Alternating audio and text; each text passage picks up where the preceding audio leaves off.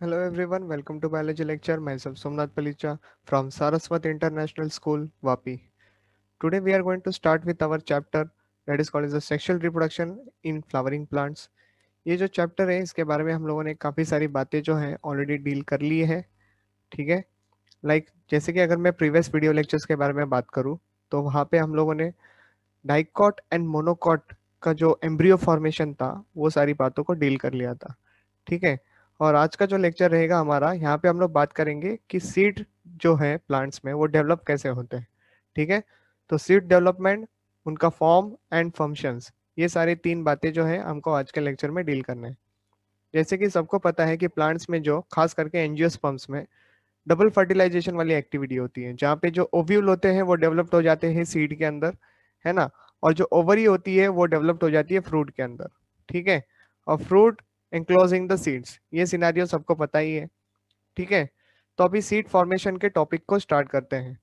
Morphology क्या हो जाता है, मॉर्फोलॉजी यानी एक्सटर्नली क्या हो जाता है, राइपेंड ओव्यूल जो होता है it is known as a seed, okay. So seed can be defined as a mature integumented megasporangium. Why the term has been used over here, megasporangium? Because आप लोगों को पता है कि ये फीमेल गैमेटोफाइट जो होता है एम्ब्रियो सैक, उसी के अंदर एक प्रेजेंट होता है, और वहीं पे जो मेल स्पर्म है वो फीमेल एग के साथ फ्यूज होकर ज़ायगोट फॉर्मेशन एंड ऑल, ये सारी बातें हम लोगों ने डील कर ली है, ठीक है। और इन शॉर्ट एम्ब्रियो सैक के अंदर ही सारी चीजें जो है वो डेवलप हो रही है, इसलिए बोला गया है mature integumented megasporangium. Fine. Now, now see over here, it is a unit containing an embryo plant in which the primordia of the future, primordia का मतलब क्या है, जो सबसे यंग यू कैन से द फर्स्ट लाइफ ओरिजिनेट होती है ना, लाइक सीड्स में से, जिनमें से लाइक पहले लीव्स आ जाएंगे, फिर ये सारी बातें जो एकदम फ्रेश लीव्स वगैरह जो आते हैं उनको लीफ प्राइमोडिया कहते हैं, okay. The first form originated leaves कह सकते हो आप लोग, ठीक है। मतलब primordia of future structures are already established and embedded in the nutrient and protective tissue which is derived from the previous generation, okay. Now see, the integumented of the ovule is become seed coat, nucellus is absorbed, okay, इसलिए वो absent हो जाते हैं। लेकिन अगर मानो nucellus जो है वो एब्जॉर्ब ही नहीं किया गया, मान लो उसमें से कुछ न्यूसेलस सेल्स जो है वो रह गए, परसिस्ट कर गए, तो ऐसे सीड्स को हम लोग कहते हैं perispermic seed, okay. Very important you can say term over here, यहीं पे आपके क्वेश्चंस बनते हैं एग्जामिनेशन में, मार्क कर लो ये पॉइंट, ठीक है। पूछा जा सकता है कि पेरिस्पर्मिक सीड क्या होते हैं, तो इतना याद रखना कि जिनमें न्यूसेलस प्रेजेंट होते हैं, चाहे वो ज्यादा अमाउंट में हो या कम अमाउंट में हो, वो बात नहीं चल रही है यहाँ पे, बात चल रही है कि न्यूसेलस सेल्स प्रेजेंट होना, ठीक है। ऐसे सीड्स को हम लोग पेरिस्पर्मिक सीड्स कहते हैं। इसके एग्जाम्पल अगर पूछे गए तो एग्जाम्पल है तुम्हारे सामने nutmeg, clove, rubber, papaya, pepper, beet root, okay. So these are the examples. खास करके जो यहाँ पे बीट रूट है इसको ध्यान में रखना है, और पेपर जो है इसको ध्यान में रखना है। ये बहुत ज्यादा इंपॉर्टेंट दो एग्जाम्पल्स है जो कि बहुत फेमस रह चुके हैं अभी तक, लेकिन यस बाकी सारे एग्जाम्पल्स भी उतने ही इंपॉर्टेंट है। क्या मालूम अगर पेपर और बीट रूट ऑप्शन में नहीं रहे तो फिर क्या करोगे, ठीक है। तो इसलिए nutmeg, clove, rubber and papaya, these are also the important examples given to you, okay. Next case में आगे बढ़ रहे हैं, that is the C following are the transformation in parts of the flower after fertilisation. तो fertilisation process तो आपको detail में पता है, वो होने के बाद आगे का जो सिनेरियो है, मतलब कौन सी चीज किस में कन्वर्ट हो जाती है वो यहाँ पे बताया गया है, ठीक है। तो अभी इसमें से आधे से ज्यादा आंसर तो आप लोग खुद ही दे दोगे क्योंकि वो सारी बातें ऑलरेडी हो चुकी है।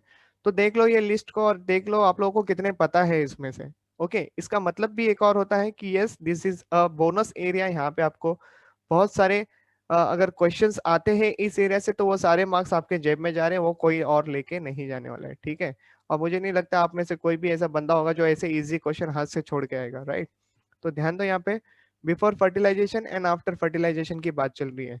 तो before fertilisation in flowers there is a presence of calyx, corolla, stamens, style, stigma, मतलब एक कंप्लीट फ्लावर के बारे में बात चल रही है, ठीक है।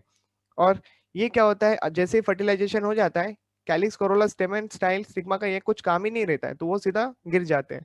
गिर जाते हैं मतलब क्या, बिखर जाते हैं, मतलब उनकी रिक्वायरमेंट ही नहीं बची है, क्योंकि जो ओव्यूल है उसके अंदर सारा सिनेरियो हो चुका है। इन शॉर्ट ओवरी की रिक्वायरमेंट है, बाकी सारी बातें जो है वो डिकम्पोज हो जाती है, डिसइंटीग्रेट हो जाती है, उनकी रिक्वायरमेंट आगे नहीं रहती, ठीक है। नाउ सी, ओवरी जो है वो कन्वर्ट हो जाएगा फ्रूट में, ओव्यूल जो है वो कन्वर्ट हो जाएगा सीड में, ओवरी वॉल जो है वो कन्वर्ट हो जाएगा पेरिकार्प में। ओके, और इंटेग्यूमेंट जो होते हैं वो होते हैं seed coat, testa and tegmen, दो लेयर, क्योंकि by integument right, by tegmen condition हम लोगों ने पढ़ी है एंजियोस्पर्म्स के लिए खास करके, है ना, और जिम्नोस्पर्म के लिए आप लोगों ने क्या पढ़ा है, तो खाली यूनिटेगमेट कंडीशन पढ़ी है, fine. Micropyle in the ovule जो होता है, ओके, उसका देखो क्या हो जाता है, माइक्रोपाइल इन द सीड हो जाता है, ठीक है। फ्यूनिकल वो स्टॉक हो जाएगा, stock of the seeds. Nucellus जो है ये हो जाएगा पेरिस्पर्म, अगर बचा तो, नहीं बचा तो काइकस perisperm, right, completely utilise nucellus हो जाएगा वो तो। ओके, एग सेल की बात करें तो जायगोट में कन्वर्ट हो जाएगा, सिनर्जिड्स की बात करें तो वो तो डिसइंटीग्रेट हो जाएगा, क्योंकि उनका काम क्या था, पोलन ट्यूब को गाइड करना था towards the male female gametophyte, और वो लोग ने कर दिया है। अब उसके बाद उनका आगे कोई डेवलपमेंट है नहीं, इसलिए वो डिसइंटीग्रेट हो जाते हैं, ठीक है। सेकेंडरी न्यूसेलस जो कि फॉर्म करेंगे प्राइमरी एंडोस्पर्म न्यूक्लियर, मतलब ये किससे होगा, जो सेकंड मेल गैमेट आता है ना, उसके साथ इनका पोलर न्यूक्लियस का फ्यूजन होगा, ट्रिपल फ्यूजन होगा, याद है 3N, ओके, ट्रिप्लॉइड फ्यूजन, तो ये वो होता है जो कि एंडोस्पर्म में कन्वर्ट हो जाएगा। And what is endosperm, it's a nourishment, it's a nutrient containing cells, right. Next बढ़ते आगे, एंटीपोडल्स, तो ये क्या हो जाते हैं, डीजनरेट हो जाते हैं, ठीक है।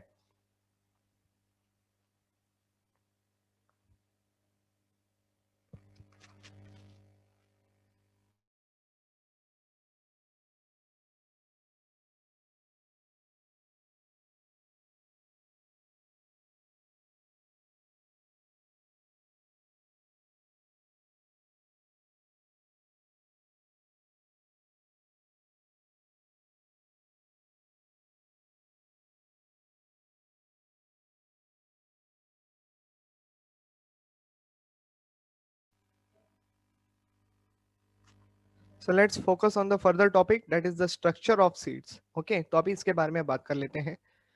तो सीड कोट यहाँ पे आ चुका है सबसे पहले स्ट्रक्चर्स में। So what is this, it is a protective covering of the seed and it is made up of two layer, ये सबको पता है, that is a testa and tegmen, अभी जस्ट अभी थोड़ी देर पहले हम लोगों ने बात की। लेकिन टेस्टा जो होता है ये हार्ड होता है, इसके नेचर वाइज आपको क्वेश्चन पूछे जा सकते हैं, ओके। और टेगमेन जो होता है ये थिन होता है एंड पेपरी होता है, टेस्टा आउटर साइड में, टेगमेन इनर साइड में, ओके, ये ध्यान में रखना बात। Next, all parts enclosed by the seed coats are actually called as a kernel, ठीक है। all parts which is normally covered by the seed coat, इनको हम लोग कहते हैं kernel, ओके। और एम्ब्रियो जो होता है, see, embryo is nothing but is a young plant in a seed coat, okay. क्या होता है embryo, embryo is nothing but a young plant which is seen in the seed coat, okay. तो see, यहाँ पे mature seed के बारे में बात करते हैं, मैच्योर सीड दो तरीके के हो सकते हैं यहाँ पे, ओके। तो ये सीड को देखो, एक है नॉन एल्ब्यूमिनस और दूसरा है एल्ब्यूमिनस सेल्स। नॉन एम्ब्रियोइनस का मतलब no endosperm present, okay, completely consumed during the embryo development. Example ले सकते हो यहाँ पे pea, okay, Pisum sativum and the groundnut Arachis hypogaea, okay. Arachis hypogaea is the botanical name given to the groundnut and pea जो है that is a Pisum sativum, botanical name given to the pea plant. Clear हो गया, non albuminous के बारे में हो गया है, ध्यान रखना कि इनमें एंडोस्पर्म प्रेजेंट नहीं होते, कंप्लीटली कंज्यूम किए जाते हैं, ओके। और एल्ब्यूमिनस पार्ट के बारे में बात करें तो यहाँ पे जो एंडोस्पर्म है वो प्रेजेंट रहते हैं, सी, वो पूरी तरीके से कंज्यूम नहीं किए जाते हैं, see, retain a part of the endosperm as it is not completely used up during the embryo development and endosperm is present until maturity, तो पूरा मैच्योर होने तक सीड का you can able to see endosperm is present over there. जैसे कि ले सकते हो example wheat, maize, barley, castor, sunflower, ठीक है। तो these are the examples which are coming over here. Next, seeds के वजन को लेकर बात करें, वेट को लेकर बात करें, तो वो ज्यादा से ज्यादा 1 माइक्रोग्राम से लेके 20 किलोग्राम तक हो सकते हैं। See the unit over here, 1 microgram सबसे स्मॉलर, जो कि ऑर्किड फैमिली में आप लोगों को देखा जाएगा, ऑर्किड एसी फैमिली में, ऑर्किड फ्लावर के जो सीड्स होते हैं वो बहुत छोटे होते हैं, ठीक है। और ज्यादा से ज्यादा उनका वजन 20 किलोग्राम तक हो सकता है, okay. So let's move ahead, यहाँ पे देखो ऑर्किड सीड्स के बारे में बात चल रही है। Have almost no food reserves and must bond symbiotically with mycorrhiza prior to germination, okay। तो यहाँ पे देखो फूड रिजर्व मटेरियल तो नहीं है, तो वो लोग थोड़ा सा सिम्बायोटिकली एसोसिएशन दिखाते हैं with the mycorrhiza, that is the roots of the higher plants and all. ठीक है, और फिर वो लोग का जो जर्मिनेशन प्रोसेस है वो खत्म हो जाता है। फाइन, ना बढ़ते हैं आगे। कॉमन गार्डन बीन, ओके, और dicot with the thick cotyledons, इसके बारे में बात करते हैं। एक ऐसा डाइकॉट प्लांट जिसके कॉटिलिडन जो है वो थिक होते हैं। तो देखो, the fleshy cotyledons store food absorb from the endosperm. ठीक है, अगर इसको एक्सप्लेन करने की बात आती है तो हम लोगों ने देखा था प्लांट ग्रोथ एंड रेगुलेटर में, राइट, जो डाइकॉट सीड का जर्मिनेशन था वहां पे मैंने बताया था कि डाइकॉट सीड जो नॉर्मली होते हैं उनके पास दो कॉटिलिडन्स होते हैं। यहाँ पे नीचे रेडिकल डेवलप हो जाएगा, ऊपर शूट डेवलप्ड हो जाएगा। ठीक है, तो ये जो डाइकॉट सीड्स होते हैं वो सीधा सीधा ग्राउंड के ऊपर आ जाते हैं, सॉइल लेवल पे आ जाते हैं। फिर भी ये जो डाइकोटिलिडन्स होते हैं ना, ये गिरते नहीं है। इनिशियल लेवल पे ये ग्रीन कलर में होते हैं, क्योंकि इनके अंदर still there is some kind of, you can say, nutrients is present. और वो न्यूट्रिएंट आया कहाँ से उनके अंदर? तो एंडोस्पर्म के थ्रू आया। ठीक है, और जो यहाँ पे जो इनिशियल लेवल पे ग्रोथ जो देखी जा रही है प्लांट में, तो उनको नरिशमेंट कहाँ से सप्लाई हो रहा है? उनको नरिशमेंट रूट से तो मिल रही है, लेकिन अदर देन द रूट, वो जो नरिशमेंट है वो कॉटिलिडन से भी आ रहा है। ठीक है, तो कॉटिलिडन से जो नरिशमेंट आ रहा है वही उनको प्लांट्स को फर्दर ग्रोथ के लिए मदद करेगा। जैसे ही पूरा नरिशमेंट ये कॉटिलिडन से यूज किया जाएगा, तभी आप लोग देखोगे कि यहाँ पे जो कॉटिलिडन्स है वो डिटैच हो जाते हैं, ओके, शूट से, और फिर वो ग्राउंड पे तो गिर ही जाएंगे, सॉइल लेवल पे गिर ही जाएंगे, और बाकी का जो प्लांट का ग्रोथ है वो कंटिन्यू आगे के डायरेक्शन में रहेगा। So this is what we had already studied in the germination topic, that is the plant growth and regulators वाले चैप्टर में। ठीक है, तो यही बात यहाँ पे कनेक्ट कर लो, the fleshy cotyledon store food absorb from the endosperm. ठीक है, फ्लैशी इसलिए बोला गया था। बात करते हैं हम लोग नेक्स्ट वाले टॉपिक के साथ, that is a castor bean, a dicot with thin cotyledon. Okay, तो एक जो था कॉटिलिडन काफी थिक थे, फ्लैशी थे। यहाँ पे जो कॉटिलिडन है डाइकॉट का वो है थिन कॉटिलिडन। ठीक है, तो अभी इसको समझते हैं। यहाँ पे देखो, the narrow membranous cotyledon which is shown in the edge and the flat views. Okay, मैं आपको दिखाऊंगा अभी थोड़ी देर में वो फिगर्स कैसे दिखते हैं। ओके, देखो यहाँ पे, absorb food from the endosperm when the seeds actually germinates. Okay, तो जब जर्मिनेशन का समय चलते रहता है तभी वहां से पूरा नरिशमेंट लिया जाएगा। अभी मेज के बारे में बात करते हैं। मेज अ मोनोकॉट। ठीक है, सबको पता है कि मेज एग्जाम्पल है ग्रास फैमिली का। ठीक है, मोनोकॉट्स का इन शॉर्ट बोल सकते हो। So like see over here, like all the monocots maize has only one cotyledon, है ना, क्योंकि इसी को लेके हम लोगों ने लास्ट लेक्चर में इसके डेवलपमेंट के बारे में बात की थी, एम्ब्रियो डेवलपमेंट को लेके। ठीक है, वन कॉटिलिडन, राइट, स्क्यूटेलम जिसको कहा जाता है, पेपरी कॉटिलिडन, है ना। And other grasses have the cotyledon called as a scutellum. The rudimentary shoot is sheeted in a structure called the coleoptile। मतलब क्या, कोलियोप्टाइल के अंदर आपका शूट छुपा हुआ है। ठीक है, और कोलियोराइजा के अंदर आपका रूट छुपा हुआ है। ठीक है, मतलब ये कोलियोप्टाइल जो है वो कवरिंग से, एंड कोलियोराइजा है वो भी कवरिंग से, क्योंकि कोलियोराइजा से ही रूट्स फॉर्मेशन होंगे और कोलियोप्टाइल से ही शूट फॉर्मेशन होंगे, जो कि हम लोगों ने प्रीवियस लेक्चर में देखा था। तो ये आपको जो एग्जाम्पल दिख रहा है ऊपर, ये है थिक फ्लैशी सीड्स। ओके, जैसे कि आप लोग यहाँ पे देख पा रहे हो कि बीच में एम्ब्रियो, देखो यहाँ पे जो फर्दर डेवलपमेंट जो आप लोगों को देखना चाहिए सीड जर्मिनेशन के समय, दैट इज हाइपोकोटाइल रीजन, जो कि आगे जाके रेडिकल बनाएगा। ठीक है, एपिकोटाइल रीजन जो कि आगे जाके आपको शूट बना के देगा, राइट। और ये जो है ये फ्लैशी कॉटिलिडन्स है, and the outer what you see the brown colour structure, उसको सीड कोड कहा जाता है। ठीक है, ये हो गया। चलो देखते हैं नेक्स्ट एग्जांपल, जो कि कैस्टर सीड है। ये what, this is how it looks like from the outer side. Okay, if you cut the particular seed, vertical section ले लोगे उसका, ठीक है, तो देखो ये कुछ इस तरीके से आप लोगों को दिखेगा। तो सीड कोड देखने मिल रहा है। ओके, और यहाँ पे एंडोस्पर्म आप लोग देख पा रहे हो।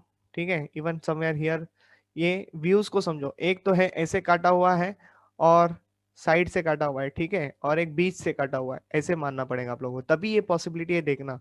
तो यहाँ पे कॉटिलिडन का साइज देखो आप लोग, है ना, कम है, राइट। और एपिकोटाइल रीजन आप लोग को यहाँ पे देखने मिल रहा है, हाइपोकोटाइल देखने मिल रहा है, एंड द रेडिकल रीजन भी आप लोगों को देखने मिल रहा है। So it is seen only in this much area, right? So this is how the complete scenario you can see over here. Fine, समझ में आ गया। बढ़ते हैं आगे। कॉटिलिडन्स आप लोगों ने देख लिया, यहाँ पे थिन है। कमिंग टू द मेज, तो ये कुछ इस तरीके से जो हम लोगों ने स्ट्रक्चर के बारे में बात की थी, ओके, एम्ब्रियो डेवलपमेंट को लेके। सी कोलियोप्टाइल जो कि आपको शूट बना के देगा, और यहाँ पे कोलियोराइजा जो कि रूट्स बना के देगा। ओके, सो सी रेडिकल है तो उसके ठीक ऊपर हाइपोकोटाइल होना ही चाहिए, और एपिकोटाइल के ऊपर क्या होना चाहिए, तो शूट डेवलपमेंट होना चाहिए। और ये जो बाकी का एरिया है that will be completely taken up by the endosperm. Okay, और that is what the thin cotyledon over here you can see. Okay, जिसको हम लोगों ने शील्ड स्ट्रक्चर भी कहा था, तो स्क्यूटेलम जिसको कहा जाता है, and this is outer covering जिसको पेरिकार्प कहा जाता है, which is normally fused with the seed quotes. Okay,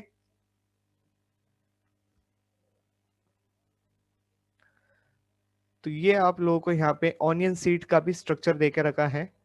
okay, this is how the endosperm present over here, root, then hypocotyl root axis and all those things as mention over here. ठीक है, और ये कुछ मेज grain का structure है जो कि इस तरीके से दिखता है, जो आपके एनसीईआरटी के बुक में भी दिया गया है। ठीक है, coleoptile, plumules and all those things are there. Then radicle, coleorhiza. Okay, तो ये जो है coleoptile and coleorhiza, this are coverings. Okay, और यहाँ पे ही हमारा स्क्यूटेलम डेवलपमेंट होगा, और ये रहा endosperm and pericarp. Okay, labelling ध्यान रखना, हो सकता है अगर डायग्राम प्रिंट होके आ गया और आपको वहां पे जज करना पड़े या फिर गेस करना पड़े कि इनमें से ये पर्टिकुलर लेबलिंग क्या बताता है, तो ये आपको बताना आना चाहिए। ठीक है, अभी बढ़ते हैं फर्दर एक्सप्लेनेशन को लेके। सी फ्रूट फॉर्म एंड फंक्शंस। ठीक है, while the seeds are developing from the ovules, the ovary of the flower is developing into a fruit which protects the enclosed seed, and when matures aid in their dispersal by the wind or animals। अभी बाकी सारी बातें तो तुमको पता है, seed वगैरह formation हो जाते हैं, फ्रूट्स वगैरह फॉर्मेशन हो जाते हैं, एनिमल्स या तो उनको फ्रूट्स को खाने वगैरह आएंगे, और इन्हीं के थ्रू ही सारी बातें जो है एक जगह से दूसरी जगह पे चले जाते हैं, या फिर विंड डिस्पर्सल भी देखने मिल सकता है।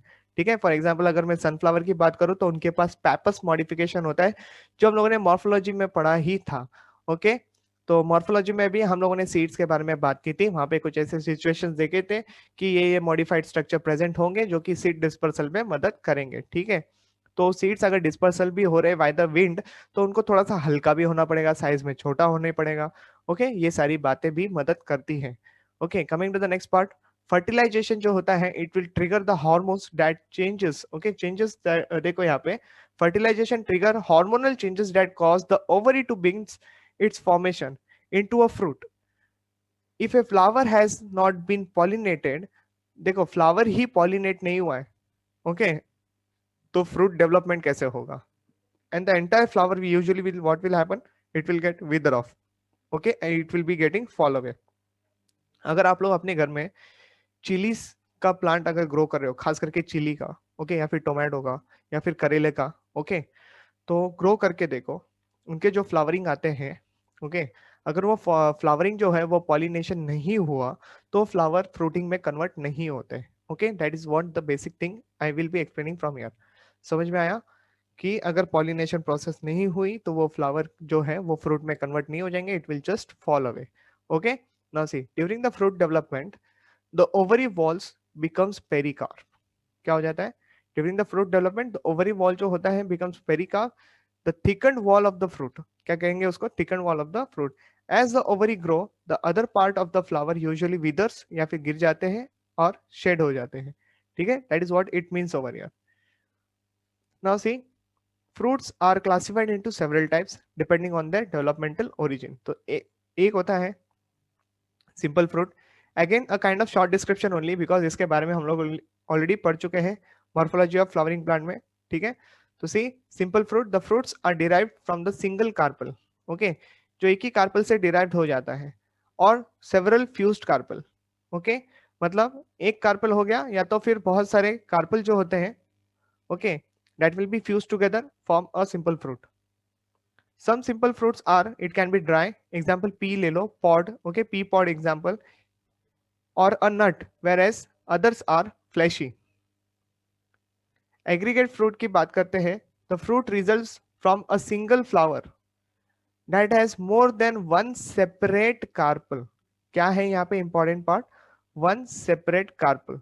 ओके, मतलब बहुत ज्यादा कार्पल्स होंगे लेकिन हर एक दूसरे से सेपरेट रहेंगे। लेकिन यहाँ पे सिनेरियो थोड़ा सा बदल जाएगा। See, each forming a small fruit, तो हर कार्पल जो है वो अपना अपना फ्रूट डेवलप कर लेगा।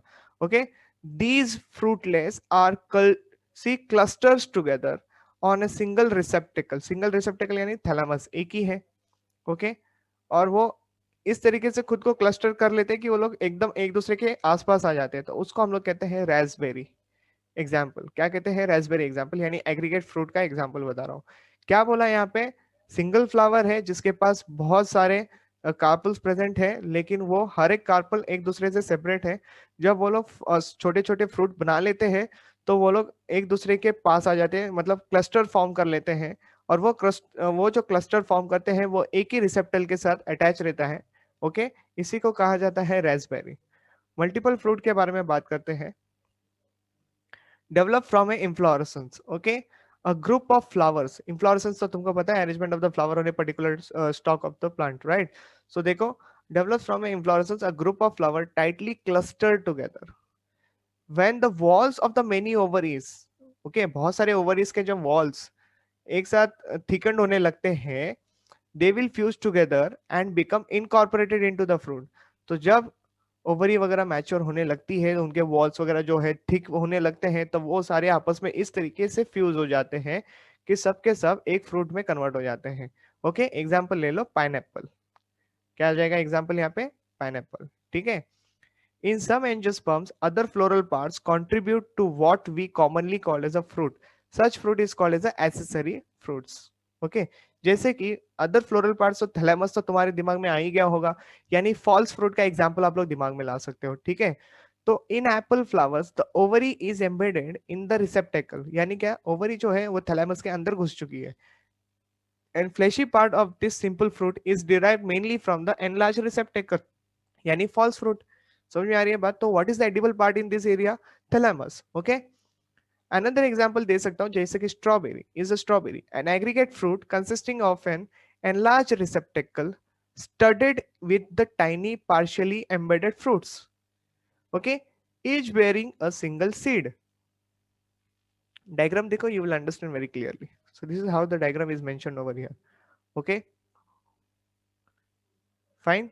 तो बढ़ते हैं आगे। ये रहा edible part, that is the thalamus over here. Seeds are coming over here in the center. Fine. And endocarp and mesocarp, all those things are there. तो चलो बढ़ते हैं आगे। हमारा जो नेक्स्ट टॉपिक चालू हो रहा है वो है parthenocarpy. It is a term which is applied to the development of the ovary of a flower into a fruit without fertilisation. यही तो पता है आप लोगों को, पार्थेनोजेनेसिस जिसको कहते हैं। ओके, नॉर्मली ऐसे सिनारियोज में सीड्स नहीं होते तो इनको सीडलेस फ्रूट्स कहा जाता है। ठीक है, जो जिब्रेलिक हार्मोन होता है, जिब्रेलिक एसिड जो होता है या फिर जिब्रेलिन जो होता है, ये पार्थिनोकार्पी को इंड्यूस करके देता है। ओके, मतलब यहाँ पे जो ओवरीज है वो मैच्योर हो सकते हैं बिना फर्टिलाइजेशन किए। फाइन, इतनी बातें अगर आप लोगों को क्लियर है तो चलो बढ़ते हैं आगे, थोड़ा सा और इसके टाइप्स को लेके बात करते हैं। So see, parthenocarpy is of two types process. एक है वेजिटेटिव पार्थेनोकार्पी, एक है स्टिम्युलेटिव पार्थेनोकार्पी। ना वेजिटेटिव की बात करते हैं। See, here the seedless fruit developed even without the stimulus of the pollination. मतलब क्या, पॉलिनेशन को बिना ट्रिगर किए सीधा फ्रूट को बनाना है, लेकिन वो भी बिना सीड्स के। ठीक है, जैसे कि पियर एग्जांपल ले लो, यहाँ पे फिग एग्जांपल ले लो। ठीक है, नेक्स्ट। अब एक है स्टिमुलस, तो नाम से ही पता चल गया होगा कि यहाँ पे हमको स्टिमुलस देना पड़ेगा। तो see, the stimulus of the pollination is required without the actual process of the fertilization और सेटिंग सीड। मतलब क्या है, पॉलिनेशन जैसा स्टिमुलस देना है लेकिन बिना एक्चुअल पॉलिनेशन वाले प्रोसेस को फॉलो किए बिना। Okay, the stimulus of the pollination is required without the actual process of fertilisation और सीड सेटिंग जिसको कहते हैं। Okay, example grapes over here. The number of the fruit varieties such as banana, navel orange, pineapple, grapes have been altered genetically to undergo parthenocarpic development. तो उनको genetically modified कर दिया गया है। ओके, तो वो सीधा अभी आज के डेट में अगर देखोगे तो वो सीधा सीधा डेवलप हो ही जा रहे हैं। ठीक है, तो एग्जाम्पल यहाँ पे याद रखना, banana, navel orange, pineapple, grapes and all genetically modified plants, okay, जो खाली पार्थेनोजेनेसिस के थ्रू ही ग्रो करवाए जा रहे हैं। हार्मोनल ट्रीटमेंट भी दे सकते हो, okay. Hormonal treatment enables the flower to develop a seedless fruit without the stimulus of the pollination, okay. Auxins are used for the tomato. Grape vines are used to treat with the gibberellic acid, also used in the pomes, okay.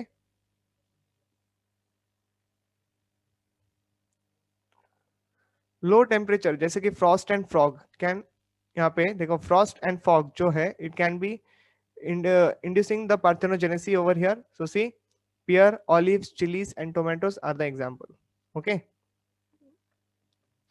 जो अगला topic है वो है sexual incompatibility. It is inability of certain, देखो, otherwise viable gametes to fuse with each other and produce fertile offspring, okay. Inability मतलब नहीं fuse हो पा रहे ठीक से, ठीक है। तो सेक्सुअल इनकम्पैटिबिलिटी में बी इंटरस्पेसिफिक और intraspecific. Interspecific means see is important as it prevents the cross pollination or free cross fertilization amongst the member of different species. It maintains genetic individuality of the species, okay.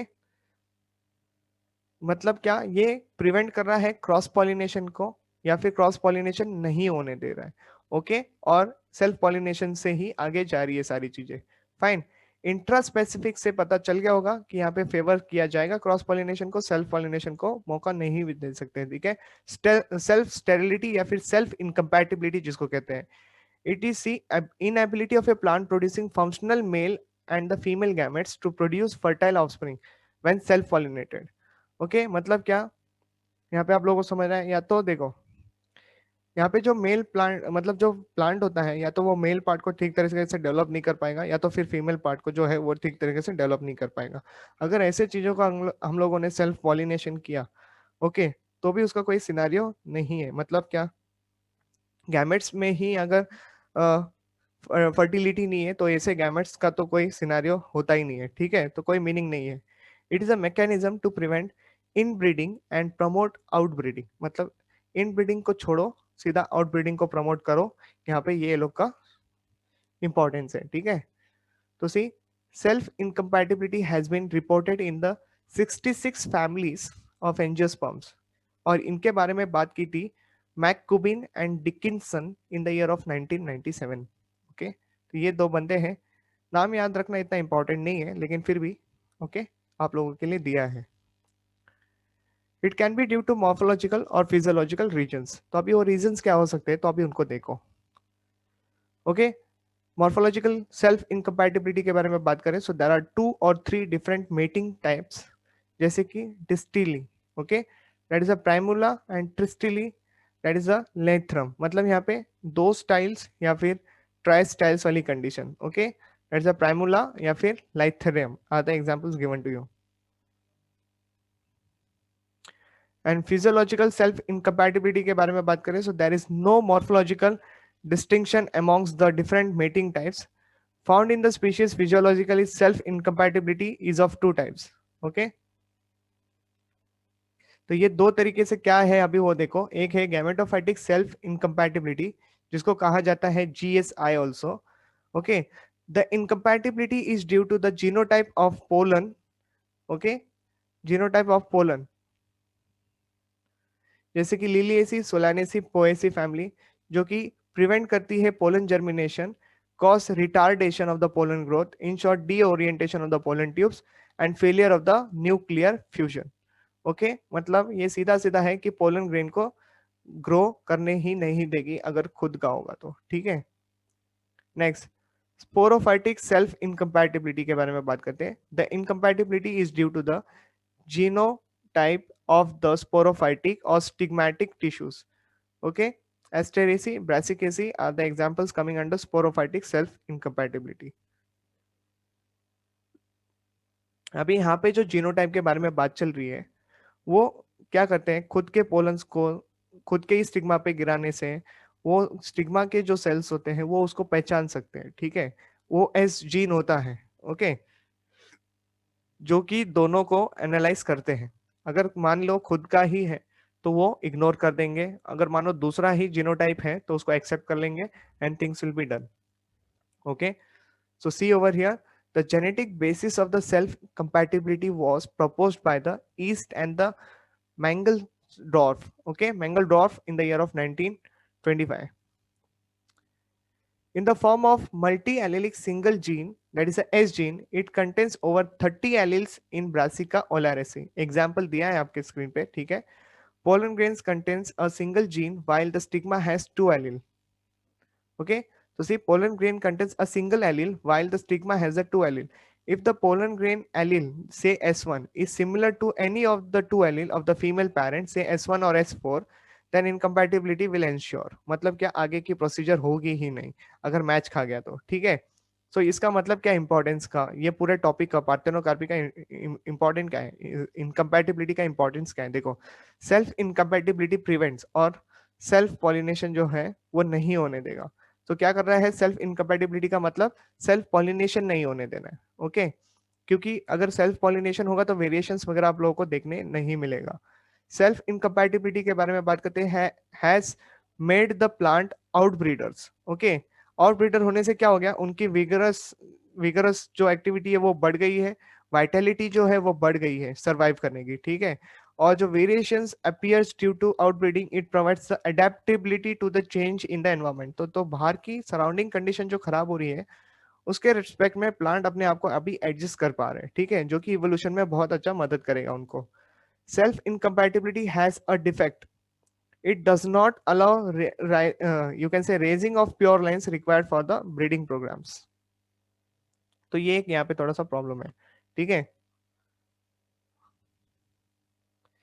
Apomixis and the polyembryony. Next topic is apomixis and polyembryony. Apomixis जो है, see, apo stand for the without and mixis जो है वो mixing है, मतलब okay, is a mode of reproduction which does not involve the formation of zygote through gametic fusion. मतलब यहाँ पे gametic fusion का सिनेरियो नहीं होने वाला है, मतलब इन शॉर्ट फ्यूजन नहीं होगा तो जाइगोट फॉर्मेशन नहीं होगा. So it is therefore a kind, see, akin to the sexual reproduction. In plants, apomixis commonly mimics the sexual reproduction but produces the seed without fertilization.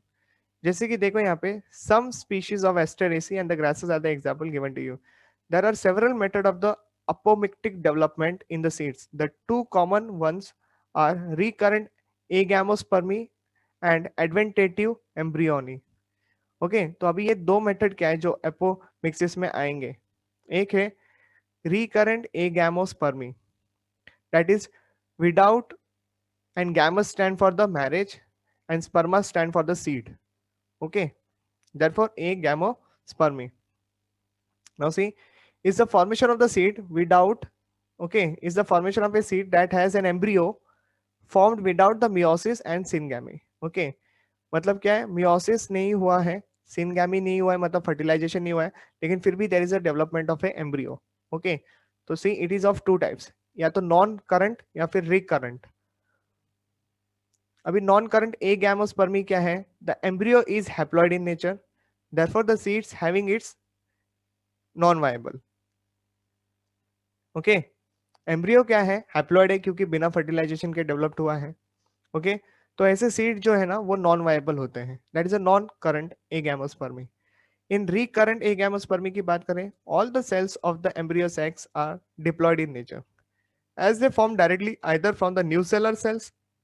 तुमको पता है कि new seller sales जो है वो diploid होते हैं, फिर वो मियोसिस करेंगे, फिर हैप्लॉइड सेल्स बनेंगे जो कि लीनियर टेट्राड में अरेंज होता है, जिनमें से तीन जो है वो डिसइंटीग्रेट हो जाते हैं और एक जो है वो मैच्योर हो जाता है, ठीक है.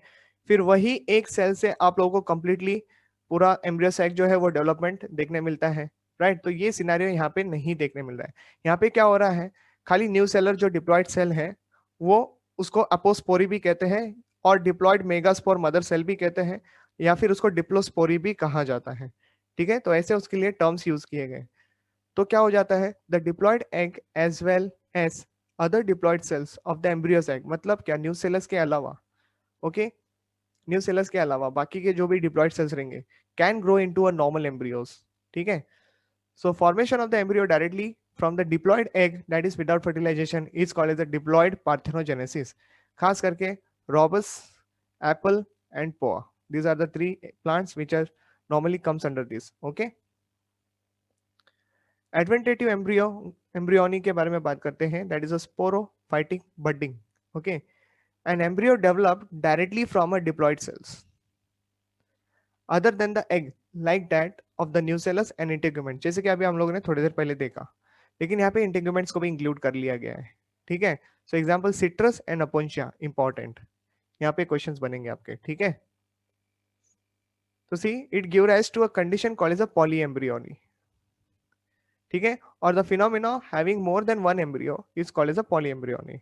सो there may be more than one egg cell in an embryo sac और more than one embryo sac in an ovule. Possibility है. ठीक है, all the egg cells may get fertilized. Synergids and the antipodal cell may also form embryos. In gymnosperm, polyembryony can also occur due to the cleavage of growing embryo. Okay, it is also called as a cleavage polyembryony. Cleavage यानी आपको already पता है कि cell division वाली process जो चलती है उसको क्लीवेज प्रोसेस कहा जाता है. ठीक है, occurrence of the polyembryony due to the fertilization of more than one egg is called as a simple polyembryony. Now, formation of extra embryo through the sporophytic budding is called as a adventative polyembryony. Okay, so क्या हो रहा है यहाँ पे, extra embryo जो formed हो रहे हैं through the sporophytic budding is normally called as the adventitive polyembryony. Now, polyembryony is very common in case of the onion, groundnut, mango, lemon, and orange. Okay, in some of these cases, the stimulus of the pollination may be required. In citrus a seed has 2 to 40 embryos, लेकिन जरूरी नहीं है कि हर एक embryo grow करे. तो देखो, one normal and other will be rest adventitive, mostly nucellar. Okay, therefore एक ही ग्रो होता है. And Allium odorum, there are total 5 embryos all developed by the different methods. Okay, जैसे कि वो 5 क्या है, तो सी वन जो कि जाइगोट के थ्रू होता है, एक जो कि सिनर्जिस डेवलप्ड हो जाएगा, दो एंटीपोडल सेल्स डेवलप हो जाएंगे, और एक जो है इंटीग्यूमेंट सेल्स के थ्रू ग्रो कर जाएगा. ठीक है, अभी इंपॉर्टेंस की तरफ बढ़ते हैं. That is only the very important part of the lecture actually. तो सी hybrid varieties provide higher and better yield. A number of cereals and the vegetables are being raised by using the hybrid seeds. Okay, however, there is one major drawback for this. Hybrid seeds have to be produced every year because the seeds are collected from the hybrid plant itself. समझ में आया? If shown subsequently do not maintain the hybrid characters due to the segregation of the trait. क्या बोल रहा है, if Son subsequently, मतलब अगर मैं कंटिन्यूअसली उस पर्टिकुलर प्लांट को ग्रो कर रहा हूं, तो ऐसा जरूरी नहीं है कि वो जो है हाइब्रिड कैरेक्टर्स को मेंटेन कर पाए. ठीक है, production of the hybrid seeds every year is costly, thus increasing the cost of the crop production. This can be avoided if apomixis can be introduced in the hybrid seed. Apomixis is genetically controlled. Okay, therefore scientists have busy in identifying the genes for the apomixis so that they can be introduced a hybrid variety in the market very clearly. Okay, adventative embryo are better clones than the cuttings. Embryo formed through apomixis are generally free from the infections. Okay, so ये plus point है यहाँ पे. बाकी just keep reading your NCERT, that is very very important. मिलेंगे आपको next topic के साथ. Take care.